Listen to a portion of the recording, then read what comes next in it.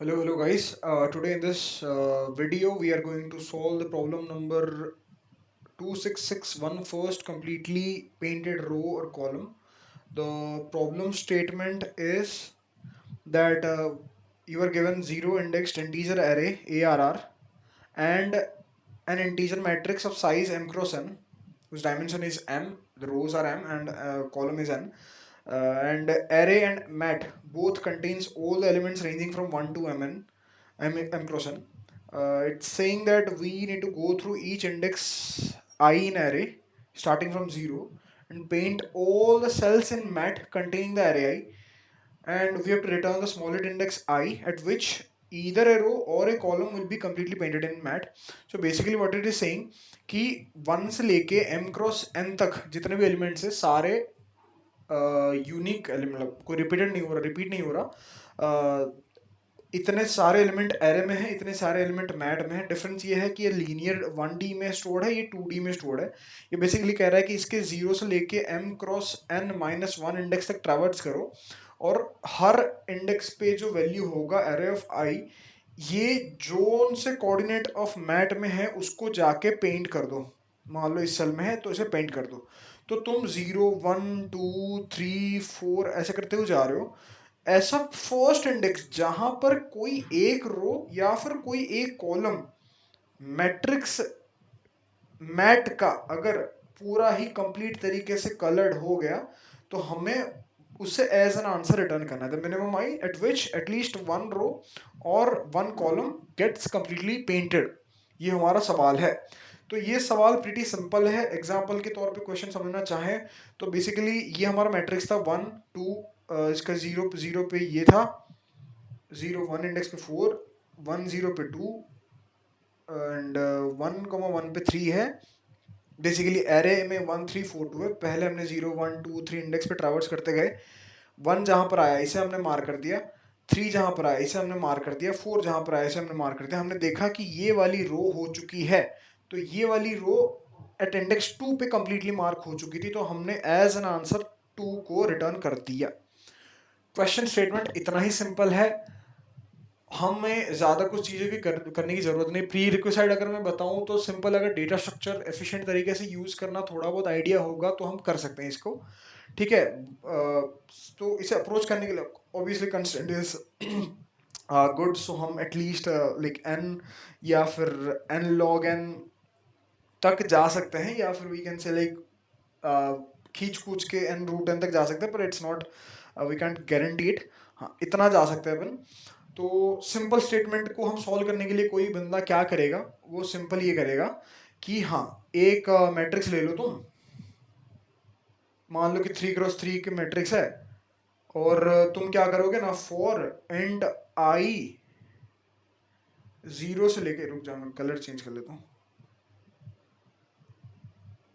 हाँ, एक for loop चला दोगे एरे पे, जो आई जा रहा होगा 0 to m cross n minus 1 तक, और इसकी एलिमेंट जो भी है करंट एलिमेंट, मान लो एरे ऑफ आई को तुम l बोल रहे हो, तुम फिर से क्या करोगे ना, एक x चला दोगे 0 टू m माइनस 1, और दूसरा एक y चला दोगे 0 टू n 0 से लेके n माइनस 1, और तुम बताओ देखोगे इफ मैट ऑफ x और y अगर l है तो तुम उसी कोऑर्डिनेट के इस वाले सेल में जाके मार्क कर दोगे कि हाँ ये कलर हो गया। अब ये करने के बाद तुम इसी बाहर वाले फॉर लूप के अंदर तुम क्या करोगे कि तुम फिर से एक चेक लगाओगे कि फॉर इंडेक्स आई के करस्पॉन्डिंग, मतलब इस ith रो के करस्पॉन्डिंग, ith रो मतलब क्या है यहाँ पे x रो के करस्पॉन्डिंग जितने भी एलिमेंट है कितने होंगे, x रो के करस्पॉन्डिंग कितने कॉलम्स होते हैं उतने एलिमेंट होते हैं हर रो में। तो 0 से y तक जाके चेक कर दोगे क्या सारे मार्क्ड हैं क्या, तो रिटर्न तुम कर दोगे x। अदरवाइज तुम चेक करके देखोगे वाइथ कॉलम के नीचे कितने एलिमेंट्स होते हैं, जितने रोज होते हैं, तो तुम क्या करोगे फॉर 0 से लेके x तक सारे रोज पे ट्रैवर्स करोगे y मैट्रिक्स ऑफ उस पर्टिकुलर वाई पे क्या सारे उस पर्टिकुलर कॉलम के सारे एलिमेंट मार्क्ड हैं? अगर हैं तो तुम रिटर्न कर दोगे वाई। ये होता एक simple brute force approach, anybody would have followed it, है कि नहीं? और दिक्कत कहां आती है इसे फॉलो करने में, कि हमारा जो आउटर फॉर लूप है ये चलता m cross n time, inner for loop है ये चलता m टाइम, ये वाली फॉर लूप है चलती n टाइम, तो ये दोनों साथ में चल रहे तो ये भी चलता है m cross n time, plus ये तो बाहर चल रहा है m क्रॉस n, ये बाहर चल रहा है आउटर, इनर में m क्रॉस n ये चल रहे हैं, और यहां पर m चल रहा है, यहां पर n चल रहा है, तो ये फिर m प्लस n, तो बेसिकली हमारा इसका टाइम कॉम्प्लेक्सिटी होता order of m cross n into m cross n plus n, ये हो जाती हमारी n क्यूब की सोल्यूशन। n क्यूब होता क्या होता है, ये टोटल 1e5 एटॉमिक्स जा सकता है, ये 1e5 जा सकता है, तो मैक्सिमम ऑफ 1e10 आइटरेशन होता, और ये हमें देता, सॉरी, ये हमें देता प्योर टीएलई एरर। तो इस तरीके से हम इसे सॉल्व नहीं कर पाते। अब हमें क्या करना है, हमें बस थोड़ा दिमाग लगाना है, ये सोचना है कि कहाँ पर हमारा टाइम कॉम्प्लेक्सिटी बढ़ रहा है और हम इसको कैसे इम्प्रूव कर सकते हैं। अगर ये फिगर आउट कर लिया हमने तो हम प्रॉब्लम को सॉल्व कर लेंगे फटाफट। एक सेकंड में थोड़ा पेजेस ऐड कर लेता हूँ। ओके,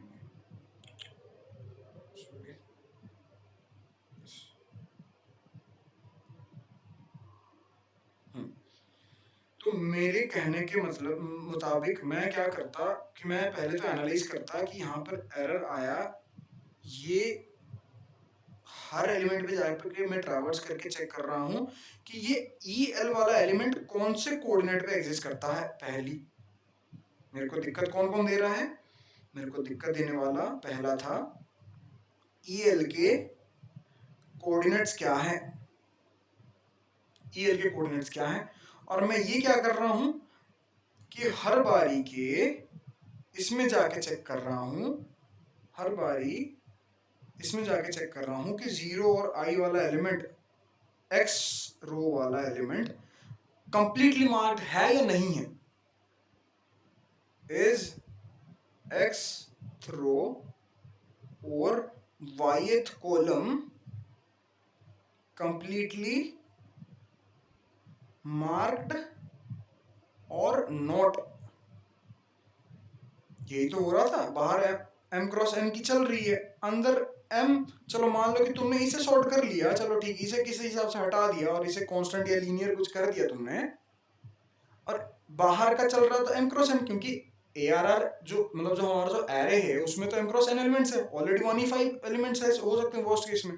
अब अंदर की तरफ तुम चाहो m या फिर n, कोई एक भी चला दोगे ना, तो फिर that will lead to u into TLE error. तो हमें ये दोनों ही चीजें हैंडल करनी है कि जो हम मैट्रिक्स के कौन से कोऑर्डिनेट में ई एल एलिमेंट है उसको फिगर आउट करने के लिए जो टाइम कॉम्प्लेक्सिटी ले रहे हैं, और उनके जो करस्पॉन्डिंग दो कोऑर्डिनेट्स आ रहे हैं, मतलब एक जो इंडेक्स एक कोऑर्डिनेट आ रहा है जहां पर आई और जे, और आई हो गया रो, जे हो गया कॉलम, उस आई रो में सारे एलिमेंट मार्क्ड है या नहीं ये भी चेक कर रहे हैं, जे कॉलम के करस्पॉन्डिंग सारे एलिमेंट है या नहीं चेक कर रहे हैं। ये दोनों ही टाइम कॉम्प्लेक्सिटी हमारा बढ़ा रहे हैं। तो मैंने क्या सोचा कि एक second, I have this privilege of hash maps in C++, जिसके चलते मैं अगर ऐसा स्टोर कर दूं कि मैट्रिक्स ऑफ आई ऑफ जे को मैं आई और जे के साथ लिंक करा दूं, इसको एज ए की स्टोर करा दूं, इसको एज ए वैल्यू स्टोर करा दूं, तो मेरा ऑर्डर ऑफ 1 कांस्टेंट टाइम में मैं इसको रिट्रीव कर सकता हूं।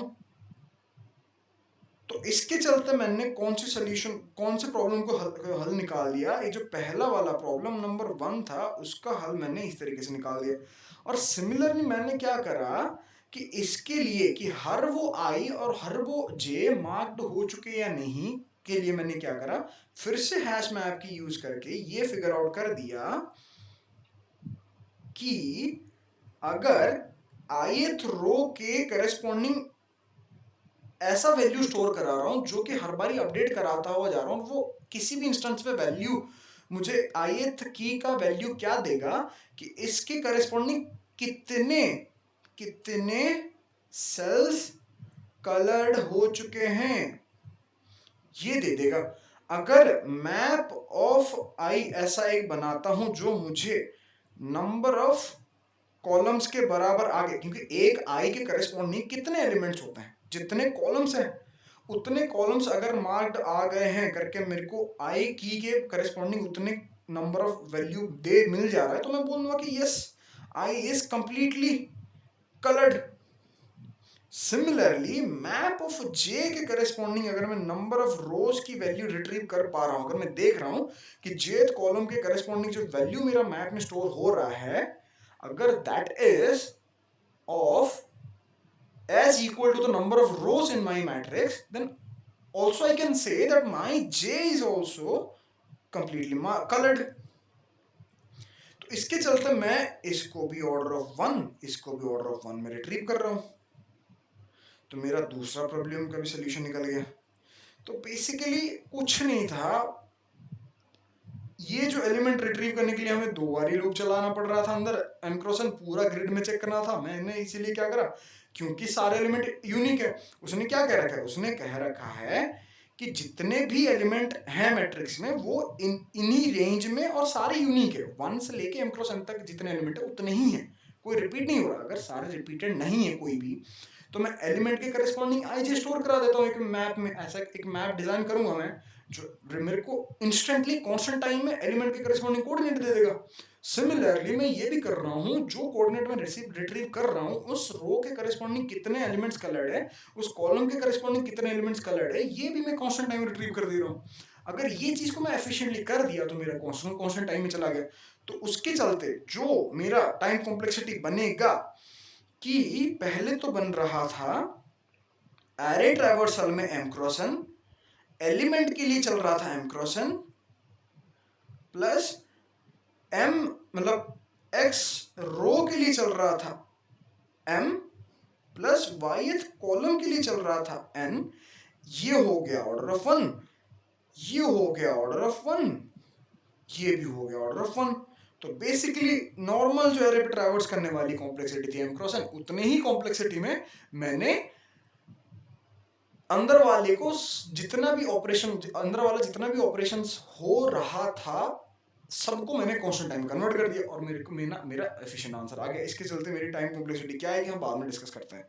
तो बेसिकली मैंने क्या करा कि मैंने ये करा कि इस एमपी में let me change to yellow colour, yes एक सेकंड, इस की के करेस्पॉन्डिंग मैं एलिमेंट स्टोर करा रहा हूं मैट्रिक्स के, vector of ant will give me the I J coordinate. तो एमपी मेरा मुझे कांस्टेंट टाइम में बता देगा कि एल के करेस्पॉन्डिंग आई और जे कोऑर्डिनेट्स क्या हैं। Similarly unordered map row of I ये बता देगा कि ith रो के कितने एलिमेंट्स कलर्ड हो चुके हैं।